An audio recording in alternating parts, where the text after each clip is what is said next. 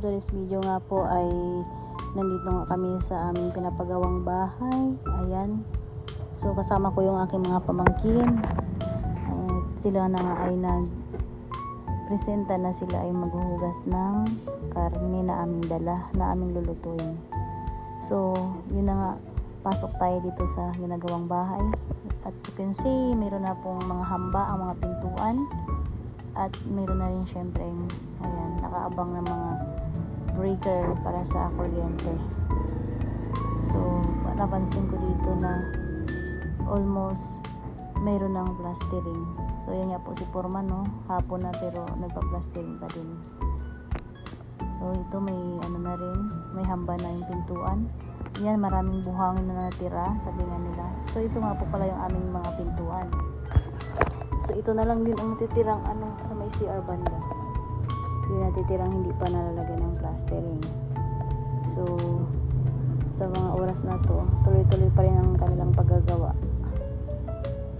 Nakikita niyo yung mga pabangkin ko, parang gusto na nilang agawin sa nagtatrabaho yung ginagawa eh.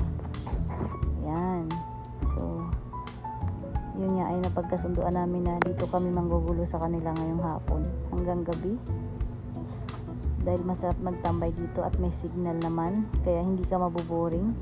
Kasama rin namin ang aming pamangkin na bulinggit. Yan. Ayun na nga, at naagaw na nga nila sa nagtatrabaho yung ginagawa. Andiyan na sa anak ko, gusto rin magsubok. Ayan, dito tayo sa duyan, sarap ng hangin. At inabot na kami ng gabi.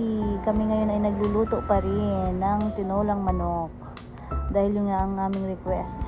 Sasama lang kami kapag mayroong native na tinolang manok. So yun na nga, nakasalang na ginabi na nga kasi hapon na dumating yung naghuli ng manok. So yun na, ang kuya ko nagluluto at nagrereklamo nga siya kasi walang panggatong, kaya nang hugot na lang siya dyan sa tabi-tabi. Ayan. So kompleto Ricardo dahil mayroong papaya at dahon ng sili.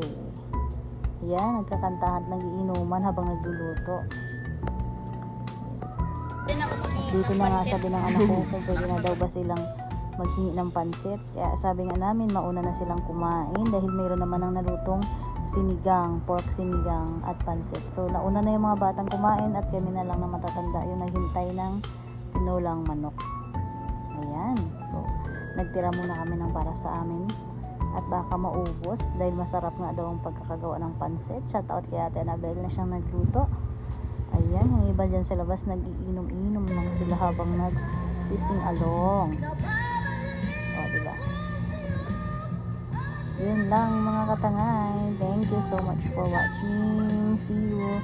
Sana sa next day ay malaki ang improvement ng ginagawang bahay namin. So, yun lang.